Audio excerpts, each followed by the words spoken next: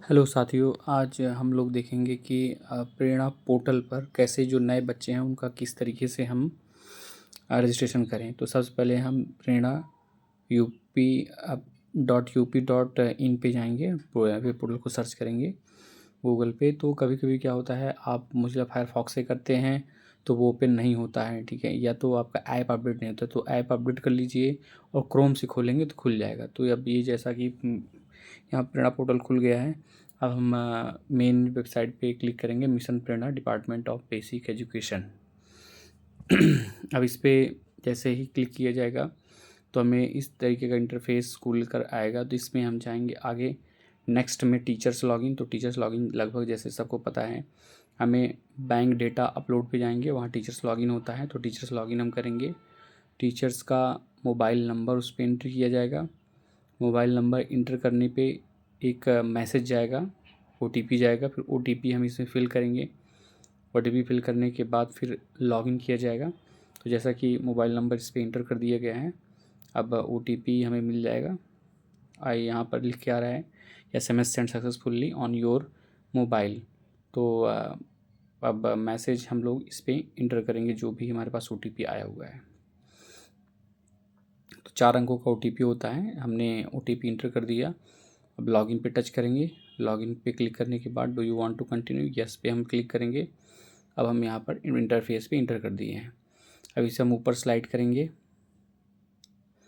ऊपर स्लाइड करने पर हमें एक ऑप्शन आएगा, स्टूडेंट रजिस्ट्रेशन 2026 एंड 27।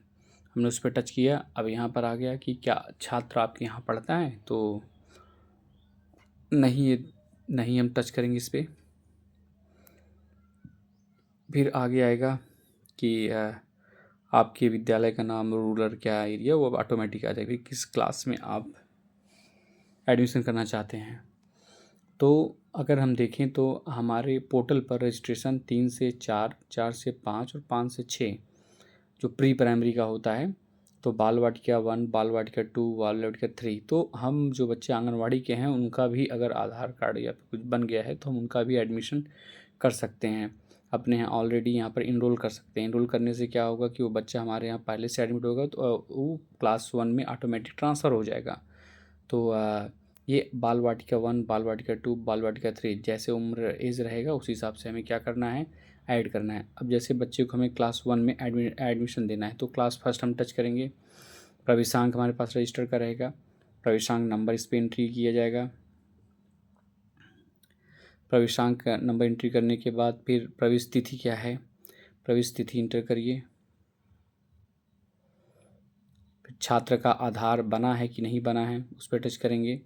तो आधार बना है तो आधार बना है, यस करेंगे, हाँ बना है। फिर छात्र का नाम, आधार के अनुसार, आधार के अनुसार छात्र का नाम क्या है। तो प्रवेश तिथि आसानी से आप जो इंटर कर सकते हैं, यहाँ प्रवेश तिथि जो भी दिया गया है अप्रैल से है 16 टच करेंगे, वो आ जाए 16/4/2026। छात्र का नाम आधार के अनुसार, तो आधार में अगर टोटल कैपिटल लेटर से तो कैपिटल लेटर करिए, टोटल स्मॉल लेटर से या स्मॉल से करिए, जैसा आधार में है डीटो वैसे ही आपको इंग्लिश में टाइप करना है। और इंग्लिश का जो टाइप किया हुआ है वो ज़्यादा करेक्ट माना जाएगा। ऊपर लिखा गया है कि इंग्लिश में जो एंट्री रहेंगी वो करेक्ट हैं। तो जैसे यहाँ पर हमने टच किया लड़का, डेट ऑफ बर्थ उसका देखेंगे, डेट ऑफ बर्थ कहाँ है पता है कैसे करना रहता है। डेट ऑफ बर्थ हमने सेलेक्ट किया तो डेट ऑफ बर्थ सेलेक्ट होने के बाद पता, जो पता है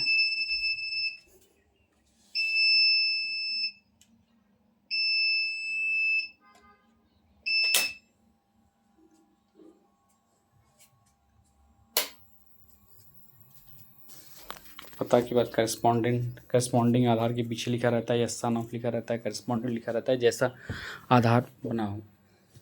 तो अगर आपके आधार में CO लिखा गया तो CO का नाम लिखेंगे, SO लिखा है SO आप टच करेंगे। करस्पॉन्डेंट, तो करस्पॉन्डेंट और SO ये भी ध्यान देना है कि जैसे जो आधार हमें वेरीफाई करना है DBT के लिए और वही रहे, ठीक है। हम हालांकि चेंज कर सकते हैं बट आप जो है ज़्यादा से ज़्यादा मतलब प्रीफर करिए कि CO SO इंटर करिए और आधार वेरिफिकेशन वही करिए। वो बाद में चेंज हो जाता है, उससे कोई दिक्कत नहीं है, उसे चेंज कर लेंगे।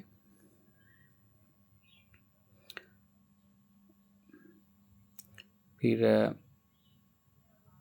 आगे चलते हैं।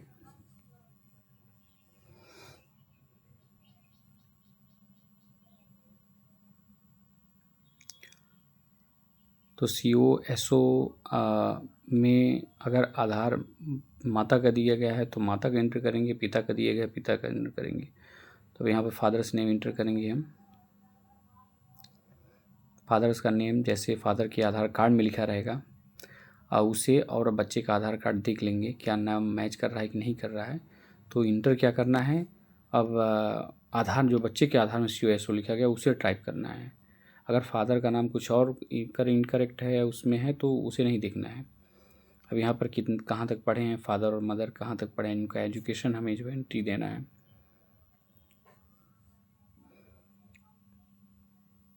एजुकेशन क्वालिफिकेशन जैसे अगर कोई है इंटर तक तो intermediate, high school, high site, ITI तक। तो ये पिता का व्यवसाय, गवर्नमेंट जॉब है, गवर्नमेंट कर्मचारी। और माता, तो माता के लिए जो अगर जॉब है, नहीं तो हाउसवाइफ गृहिणी के लिए ऑप्शन है। अब मोबाइल नंबर हमें देना है। मोबाइल नंबर लगभग उनसे वही लीजिए जो आधार से जुड़ा हो, ताकि कोई बाद में वेरिफिकेशन हो तो आसानी से कर लें।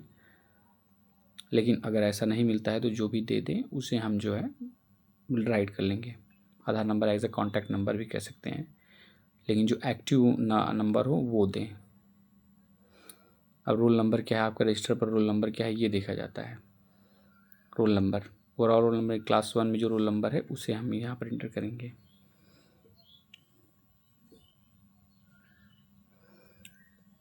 तो रोल नंबर के बाद अन्य जानकारी जैसे होता है कि धर्म क्या है, ठीक है, APL है, BPL है, किस कार्ड से, एक बार हम पूरा मैच कर लेंगे क्या सही है, पूरा डिटेल एक बार देख लिया जाएगा, मैच कर लिया जाएगा कि यहाँ क्या जो इसमें इंटर किया गया सही है कि नहीं है।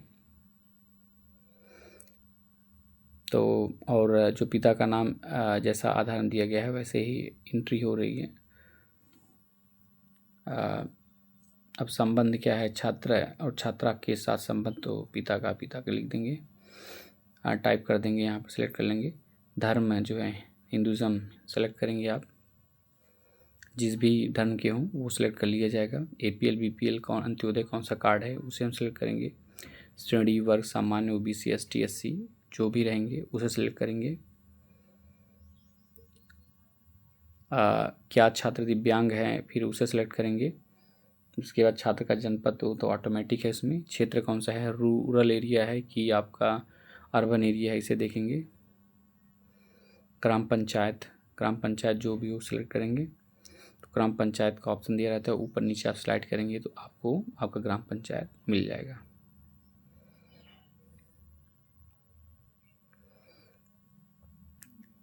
तो ग्राम पंचायत सेलेक्ट कर लिया जाएगा।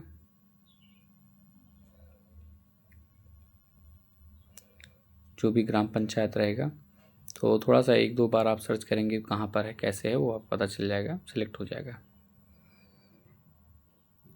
एक बार ढूंढने में आपको टाइम लग सकता है, लेकिन अब एक दो रजिस्ट्रेशन करेंगे तो आपको पता चले कितना स्लाइड करना है, कहाँ पर है हमारा ग्राम पंचायत, वो आसानी से सेलेक्ट कर लेंगे। अब पिन कोड क्या है ग्राम पंचायत का, पिन कोड जो भी है उसमें हम टाइप कर देंगे। क्या बालक बालिका आउट ऑफ स्कूल हैं, तो अगर जैसे अगर 4-5 में एडमिशन कर रहे हैं 3 तक इससे पहले नहीं पढ़े तो आउट ऑफ स्कूल डालेंगे। अगर हमारे यहाँ पहले से बाल आंगनवाड़ी में एडमिशन उसमें हुआ है तो यहाँ पर हम जो है आउट ऑफ स्कूल नहीं भरेंगे। एक बार पूरा डिटेल मिला लेते हैं, फादर मदर नेम जैसे जो भी है पूरा डिटेल एक बार आप मैच कर लेंगे कि क्या पूरा डिटेल जो दिया गया है वो मैच कर रहा है कि नहीं। तो ये फॉर्म भरते समय थोड़ा सावधानी रखना है, सब डिटेल सही से हो, नहीं तो करेक्शन जानते हैं करेक्शन में काफ़ी परेशानी करेक्शन तो हो जाएगा लेकिन परेशान हो जाएंगे आप। अब कन्फर्मेशन करते हैं सेव एंड नेक्स्ट के लिए, सेव और नेक्स्ट कर दिया गया है। डेटा जो है पंजीकरण सफलतापूर्वक हो गया है छात्र का। तो आगे चलते हैं कि आधार का वेरिफिकेशन जो DBT का है, DBT का जो वेरिफिकेशन है वो भी हो जाएगा। पिता का नाम आधार के अनुसार, मतलब जो आधार है, अब यहाँ पर ध्यान देना है कि जो पिता का नाम है, पिता के आधार में जो नाम है वो लिखेंगे, जो बच्चे के आधार में नाम है वो नहीं, उसे इंटर करेंगे। और आधार नंबर जो है डालेंगे, पिता का आधार नंबर डालेंगे। अब जैसे किसी बच्चे का नाम सपोज राम केवल पिता का नाम दिया गया। इसके आगे राम कुमार दे दिया गया है उसके आधार कार्ड में, तो पिता का अगर नाम राम उसके आधार कार्ड में है तो राम ही हम इंटर करेंगे।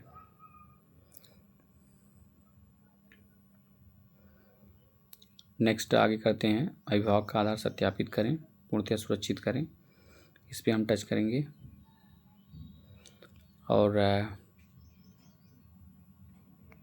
इस तरीके से पूरा वेरिफिकेशन आपका डेटा सफलतापूर्वक सुरक्षित हो गया और ये अपडेट 1 2 3 4 घंटे में आपके वेबसाइट पे अपडेट हो जाएगा और अपडेट होने के बाद शो करने लगेगा। तो इस तरीके से हमें रजिस्ट्रेशन बच्चों का करना है पूरा।